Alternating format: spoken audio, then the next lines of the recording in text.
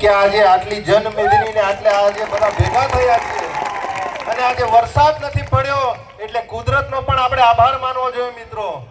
કેમ કે ચૈતરભાઈ વસાવા અને એમની આ પૂરી ટીમ એ દરેક સમાજના મુદ્દાઓ આ સરકાર સામે ઉઠાવે છે, આ સરકાર સામે મજબૂતાઈથી લડે છે.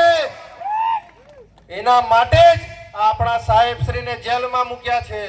આપણા સાહેબશ્રી છેલ્લા ત્રણ વાર જેલમાં ગયા, એમના ધર્મપત્ની બે વાર જેલમાં ગયા, પણ તેમ છતાં મિત્રો આજે આ ચૈતરભાઈ અને એમના પરિવારનો આપણે ખૂબ આભાર માનવો જોઈએ કે આજે ઉમરગામથી અંબાજી હોય કે સમગ્ર ગુજરાતમાં આજે ચૈતરભાઈ ભલે જેલમાં છે પણ એમણે ઘરે ઘરે ચૈતરભાઈ પેદા કરી દીધા છે. અને આજે આ આખા ટ્રાઇબલમાં જે આ ઘરે ઘરે ચૈતરભાઈ પેદા કરી દીધા એ જ આ ભારતીય જનતા પાર્ટીને ખૂંચી રહ્યું છે.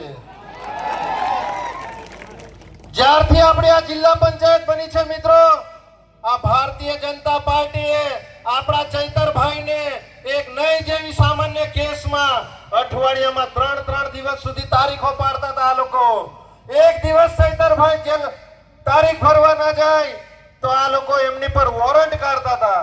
તમે વિચાર કરો 2023 નો કેસ અને 2026 માં આ સરકારોએ જજમેન્ટ આપ્યું. આજે આ પ્રદેશના નેતાઓ અહીંયા ગાડી ઉપસ્થિત છે, એમણે ચૈતરભાઈને જવાબદારી સોંપી હતી કે ઉમરગામથી અંબાજી સુધી 400 સીટો 500 સીટોની જવાબદારી છે ચૈતરભાઈ તમારી ઉપર.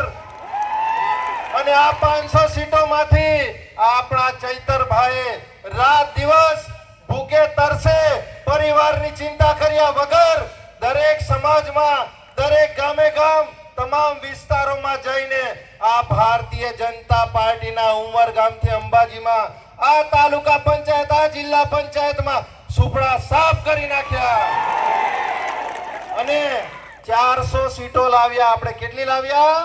400 સીટો. એ આ ભારતીય જનતા પાર્ટીના નેતાઓને પેટમાં તેલ રેડાઈ રહ્યું છે, એ જ આ અમને ગમતું નથી. આ ચૈતરભાઈ વસાવા ટૂંક સમયમાં જ આવે છે અહીંયા આપણી વચ્ચે. આપણા સાંસદ શ્રી અહીં ગાડી હમણાં બહુ સ્ટેટમેન્ટો આપે છે આડેધડ કે ચૈતરભાઈએ શું કામ કર્યું, ચૈતરભાઈ શું કરે છે. અરે ભાઈ તમે તો 30-35 વર્ષથી સાંસદ છો. હમણાં આપણા જ આગેવાનોએ કીધું એમ કે જે સાંસદ આજે 30-35 વર્ષથી પોતાના ગામનો રસ્તો ના બનાવી શકતો હોય એ શું આપણા લોકોનું ભલું કરવાનો છે?